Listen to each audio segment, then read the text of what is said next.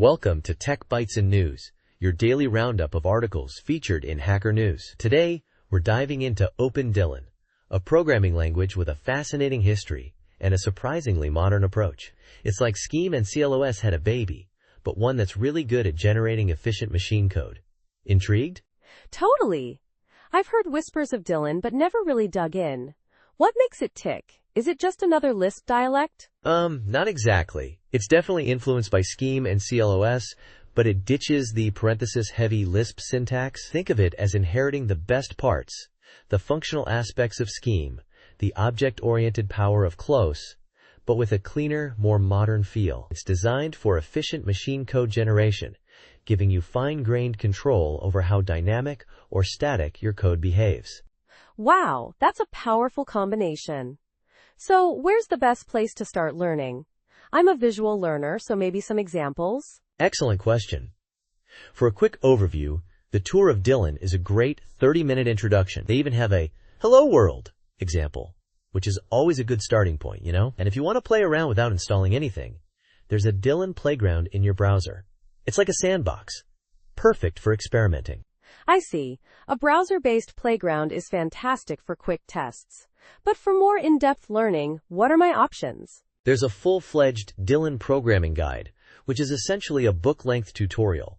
It's quite comprehensive, so it's perfect for a deeper dive. Also, the official Dylan reference manual is surprisingly readable. It even has a concise introduction that explains the language's background and goals. It's not just a dry specification. It's actually quite insightful.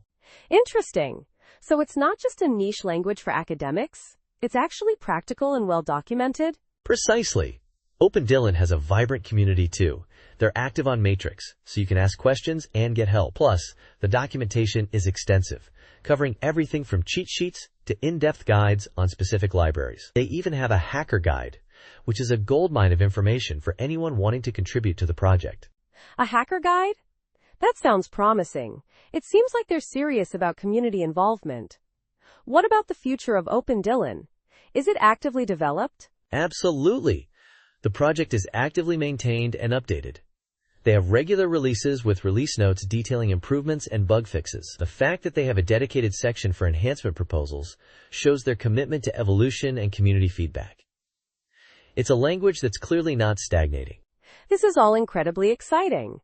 It sounds like OpenDylan is a well-maintained, well-documented, and actively developed language with a strong community.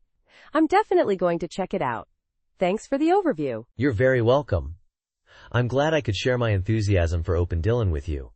Remember, you can find everything we discussed on their website, opendylan.org. And that's all the time we have for today's Tech Bytes and News. Happy hacking, everyone, and goodbye. Bye-bye.